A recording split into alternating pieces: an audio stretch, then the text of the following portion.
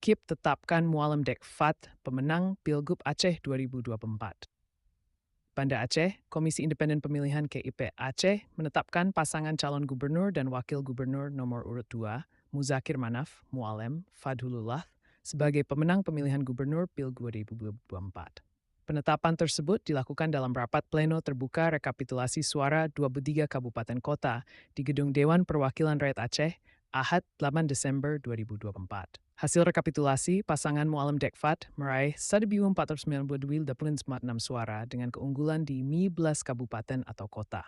Adapun 15 kabupaten tersebut yakni Aceh Utara, Simolue, Aceh Selatan, Aceh Barat, Aceh Timur, Kota Subulu Salam, Gayo Lues, Kota Lok Sumawe, Aceh Tenggara, Aceh Singkil, Aceh Tengah, Aceh Jaya, Nagan Raya, Aceh Barat Daya, dan Aceh Tamiang. Sementara pasangan Bustami M. Fadhil Rahmi meraih 1.975 suara dan unggul di 8 kabupaten atau kota.